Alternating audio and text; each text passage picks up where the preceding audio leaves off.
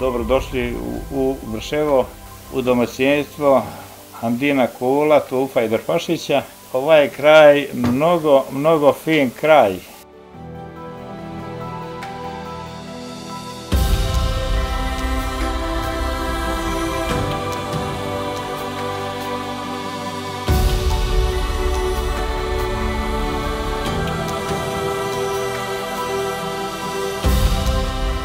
Tako, ja sam odlučio da se malo bavim turizmom, da bi ovo približio turistima ovaj kraj i da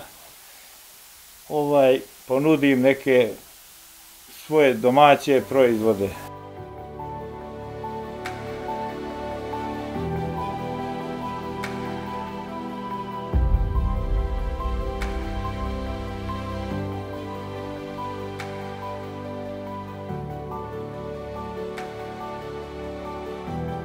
Još ima ovdje u ovim brdima, ima možda 5 km jedan vidikovac, gdje cijeli region možeš da vidiš. Do Boljara, Bijelog polja, Hajle, Berana, tako da je baš fino. Tu sam napravio jedan vidikovac, opština mi Petnica pomogla i napravio sam, ima gore za odmaranje, ima ko hoće da rešlja, može, ako ste interesantni, možemo i da otidemo do njega, baš da se uverite kako je to fino.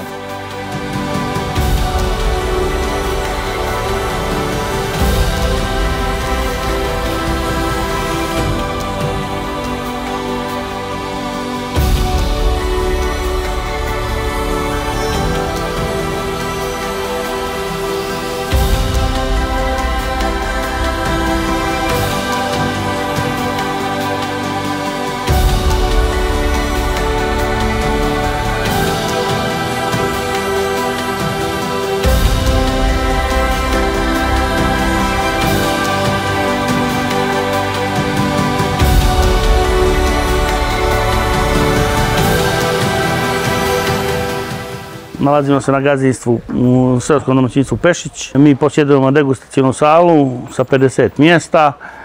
Trenutno nemamo smještaj, ali radimo na tome da u buduće imamo svoj smještaj. Bavimo se proizvodnjom prije svega mlijeka, glavni proizvod nam je sir, meso, imamo proizvode biljnog porijekla kao salate, krompire, paprike, paradajz, kruška, jabuka, šljiva od kojih proizvodimo rakije i sokove.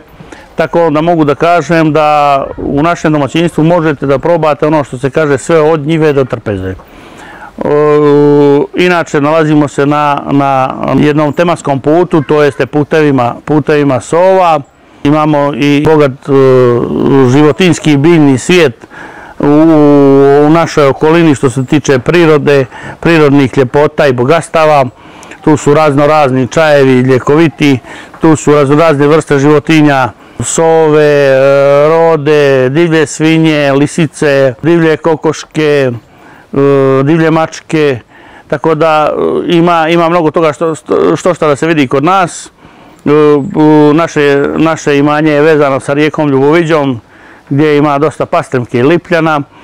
Možete se baviti fly fishingom. Imamo mnoge prirodne ljepote. Imamo Novakovića pećinu u blizini, imamo vodopade skakala, imamo izvor rijeke Čehotine, Lještanice, Vranštice. Sve su to naše prirodne ljepote.